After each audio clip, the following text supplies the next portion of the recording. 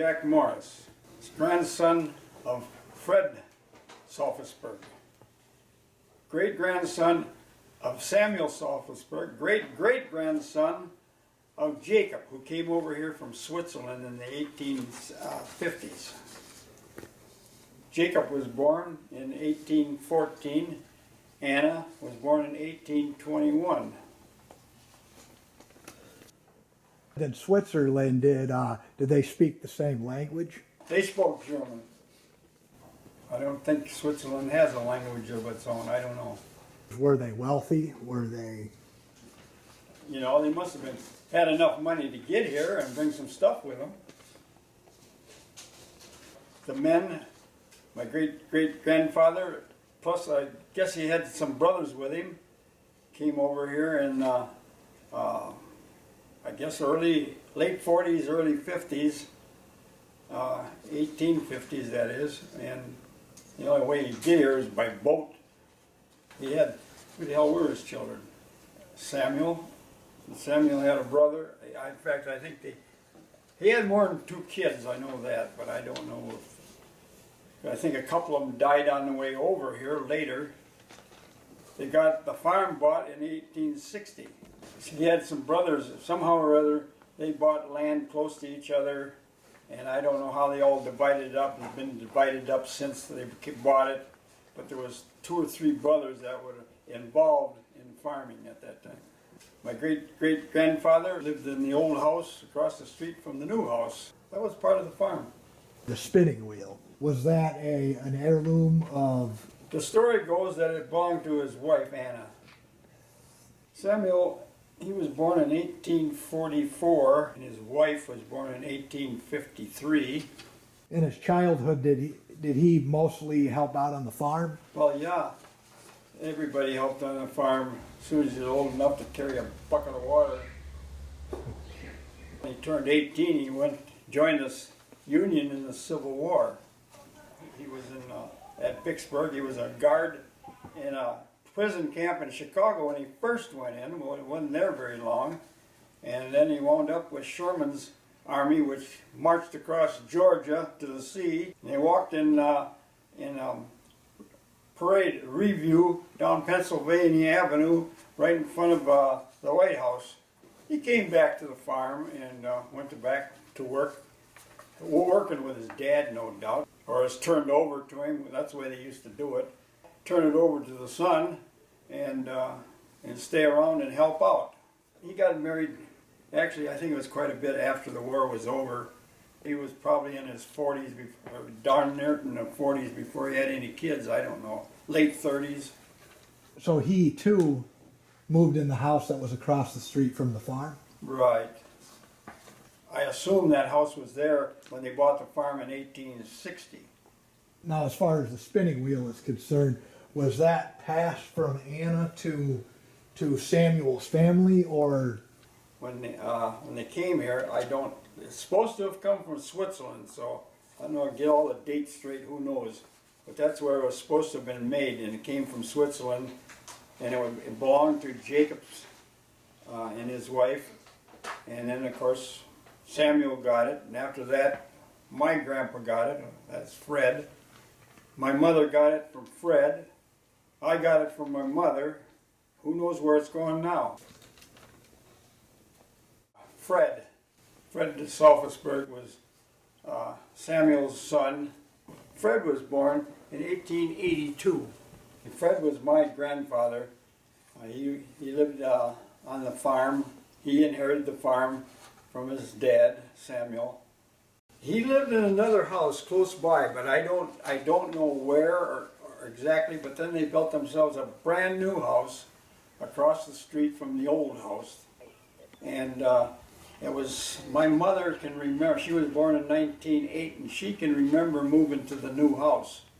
And my uncle was 4 years older, and of course got a picture of him out in front of the new house.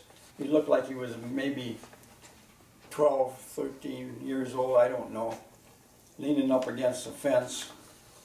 And because that's about the time that my grandpa Fred took over the farm. And I suppose his dad would help him out wherever possible. until 1918 anyhow, and then he died. He married Martha Walters. She came from Germany. They had 2 kids. Then Martha was having her 3rd child, and she'd been sick or something, and anyhow she died, her and the baby both. So it was around 1813 or whatever it was, 1913. Yeah, and then he remarried to Emma Sophusberg, who happened to be a first cousin of his first wife. She'd been on a farm taking care of the kids, and so Grandpa needed a new wife, so he married his wife's cousin. That's the way it worked out in them days. And they had one more child between them, is my Aunt May. The spinning wheel had to have been moved to the new house, and from there, when my uncle took over the farm, the spinning wheel, my grandpa Fred moved into Yorkville, Illinois. He bought a house. He took the spinning wheel with him. Oh, he took the spinning wheel with it. I used to play with this old spinning wheel, get up there and spin it around and watch it. I remember Grandpa living next door, and in the morning when I got up and went outside, I could smell fish frying at Grandpa's house, so I'd go over there and I'd have fish for breakfast. I went to the Army in '55, of course. I didn't see much of him then, and he died in '56 while I was in the Army. The last time I was home before he died, I stopped to see him on the way back to Fort Riley, Kansas, and he always used to give me a dime every time he would leave. Whenever he saw me, if I went home or he'd come up to see us, he'd always give me 10 cents before he left. Well, I guess I was grown up, because when I left to head back to the Army post, he gave me $1. My mother was born in 1908, Grace Elizabeth Sophusberg. My ma always wanted to go to high school, but Grandpa said women didn't need to go to school. And so she wasn't allowed to go to school. And ticked my ma off really bad. Her teacher always would rag on my grandfather for not letting her go on to high school. First, when she got out of 8th grade, and Grandma was so sick for a long while that they had, my mother was kind of stuck there taking care of her little sister. What did she do from there? Well, she got married, and I can't remember when they got married. But, well, my Uncle Albert was born in 1904. Yeah, he was a troublemaker. He pick on my ma a lot and do some strange things, and some of them we can't mention here. My grandfather moved to town in 1934. I'm sure they were working together all the way up until probably the time that my uncle got married. Right around 1932 or 3, somewhere in there, pretty close to the same time that my parents were married. And then my uncle fully took over the farm at that time. Oh, so he lived there as a child and then basically took over as head of the house. Right. Grandpa still went out there and helped work on the farm at pressure times. What was the name of Uncle Albert's wife? Esther. And her folks came from Sweden. He had 3 daughters. He made them girls work just like they were boys, so he made them go out and hoe the corn. 40-acre field of corn, get out there with your hose and go down every row. And after they were done hoeing, he'd go out and inspect it. If he found a weed, he'd make them go through it again. In fact, at one point in time, he was a Kendall County weed commissioner. He was an excellent woodworker, all self-taught. What was your dad's name? Eugene Morris. He left 8th grade just before he graduated. And then somewhere along the line back then, when he was real young yet, he bought a team of horses, and he would work day work, farmers, whatever, didn't make any difference.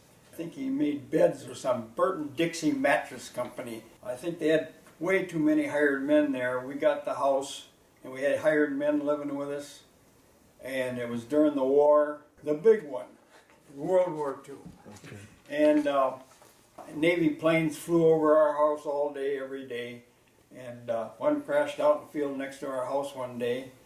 Nobody got hurt.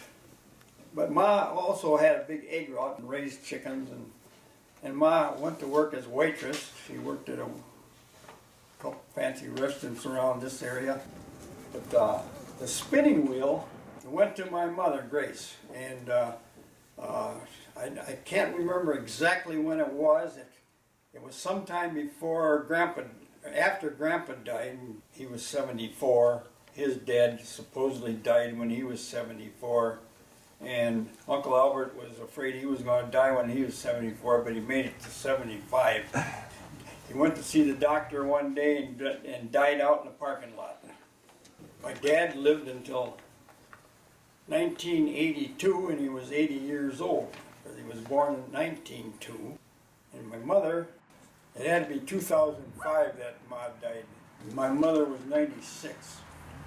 We're going to try that too, ain't we, Pat? I'm not sure, Jack. Yeah, we're cousins. If I had good parents, I couldn't complain. arthritis, First recollection of life was at Oswego, Illinois. I was born in 1933, right in the middle of the Great Depression. I moved out of there, I was like 3 years, 9 months old, and we moved to Yorkville. And my sister was born the following spring, May 19th, 1937. Of course, when I started grade school, which was only a block and a half or 2 blocks away, to come home and eat lunch and then be gone again, playing with kids and out in the woods and whatever. Well, anyhow, when that spinning wheel was probably in the old house across the street. I used to go out there and play with my cousins, Patsy and Barbara and Marilyn. I am Patricia Sophusberg Reynolds. I am Barbara Sophusberg McKeever. They had a stock tank up there, a big cement tank, still there to this day, where they used to water the cattle, and we'd put on our swimming suits and go get in a stock tank and splash around. Best thing, we had to a swimming hole out there. A lot of good times we had in this old We puddle. sure did. I can remember throwing the cats in here to see if they could swim. When we moved to Huntley in '41, I didn't like it very well. There was nobody to play with. We came back to celebrate my uncle's birthday, and it was after dinner that we heard about the bombing of Pearl Harbor. We moved to Wisconsin. We moved there in 1944 in the fall, and they moved the herd of cows to Bristol. And then that's when Dad had his heart problems and bought the farm over on Highway 45 in C. I went to work for American Motors. Got laid off, I think it was in sometime early May. It was a hot day in August, and I jumped on my motorcycle and I rode into the draft board in Kenosha and asked when I was going to go in the Army. I went down to Fort Leonard Wood. They shaved our heads off and gave us a bunch of shots and gave us some equipment, and they sent us over to Fort Riley, Kansas. And then come wedding time. We got engaged while I was in the Army, and as soon as it got out, I say 57, we got married. And what was your wife's name? I don't remember. Catherine Hansen, and she lived in Racine. It's going to be 60 years this coming October. Eisenhower got the interstate system going at that point in time, and they were building interstates all over the United States. And I worked out here on Interstate 94, and American Motors was rehiring, and as I went back in there, I had time from before, and they took me right back to American Motors. And then when my son went into school, that's when I went back to work. I worked at Wilmot Ski Hills for about 10 years. And while she was working at the ski hills, I got her jobs doing bear rugs for taxidermists, sewing the trim on. I got a job with a taxidermist. I started to learn how to make forms, and then I started selling to other taxidermists, and pretty soon I had almost a full-time business going, just selling forms to taxidermists. my business got so big, I had to get bigger. I had to have a workshop, and I had to have storage and a whole bunch of stuff. So we talked my my parents into giving me or selling me some land over there on 45 and C. So we put up our workshop over there and built a new house and moved our business over there. I retired from American Motors in '88, and I still had my business, and I run that for another 10 years. So I had 30 years at American Motors and 30 years on my business, and if I didn't save any money, I'd been a dummy. We made it all the way out in western Colorado.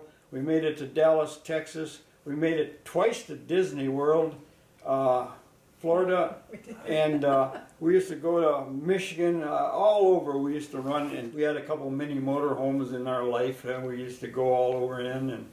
And I've always had a boat ever since I got married. That was the first thing he bought when we got married. Was a And the boat. first thing I bought when I got married was an Alumacraft 12-footer. I sold my boat a year ago. Getting kind of hard for me to handle it. For 8 years, I was the head gardener over at the West Scotia Senior Center. But I'm getting kind of lame in my old age, and I wasn't able to keep up with the garden the way I should have. So I told them I was going to quit and turn it over to somebody else. I brought in approximately $19,000 out of that garden and went to Meals on Wheels and senior dining and all that kind of stuff. They started a painting class about 3 years ago over at the senior center, so I do painting now. But the spinning wheel, my mom gave it to me probably in the 80s, early 80s sometime. My birthday is August 15th, 1936. My birthday is August 15th, 1933, So you guys were born on the same day. 3 years apart. 3 years apart. How about that? Ain't that something? Our daughter Lori was born in 1958. It's Lori Ann Barber. That's her married name. She was a Morris. We had a son, Mark Allen Morris. He was born in 1959 in December. We lived over in Salem Oaks subdivision, and Lori was very easy to take care of. Mark was a pistol. I got along fine with him. And Yeah. Mark is now retired from He's retired American, from. same place I'm retired from. He was on a motorcycle trip around the country, and when he got back, he joined. He hired in at American Motors. He even went down to Ohio and worked at the plant in Ohio for a while. And Lori, she went to college at River Falls and at Parkside in Kenosha.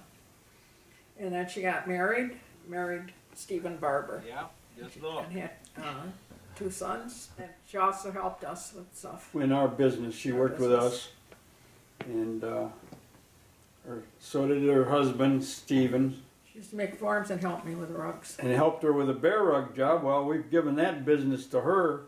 Ma still helps her with a business, I still help. and we've been doing bear rugs for 50 years now. She's working in a store right now, a carpet store. She's pretty hard working, huh? Yeah, she You is. bet. Very hardworking. She lost her husband 3 years ago, so she almost has to work. And Mark, been married for about a little over 21 years. He married Anita Flynn, and plus all this. We were married in October. My son was married in October, and so was my daughter married in October. All of our anniversaries are October. Your daughter Lori would probably get the Yeah. spinning wheel. Right. Right now, she lives in Paddock Lake. Got a hunch she'd probably live in Texas someday. She has 2 sons. Stephen, he was born in 1983, September of 1983. And there's Joshua, who was born in 1986 in June. And then there's Maggie, who was born in October of 1997, but that's my son's. She's 19, she'll be 20 in October. Is that right? She's living up in Racine. She just graduated, so When she was in high school, she was in the choir. We used to go to the concerts all the time to watch her sing. She had a beautiful voice. I never knew that. And so do I, but nobody ever asked me to sing. And then we had a cabin up north that we all went to. And both boys learned to deer hunt also. Stephen's the oldest one. He's over 30. And he's has a job, and then he also is going to school, Lake County Lake College. County College. Learning how to be a camera operator or something. I'm not sure what he's going to be. He lives in Antioch, which is just across the line from where we live here, southeastern Wisconsin. And the youngest one, Joshua, but He is 30. he is 30. Yeah. All right. He's 30. So he works for He works for A&P. not Jewel. A&P. Kroger's. Kroger's. We'll get it right. Kroger's. Doing Repair and fix. remodeling, and Joshua married Kristen. Yeah, what's her maiden name? Hackler. Heckler. Kristen And Hackler. and they live down in Dallas, or just south of Dallas, Texas, a place called Waxahachie or something like that. And they got 2 kids. That's be my Yeah. great grandsons.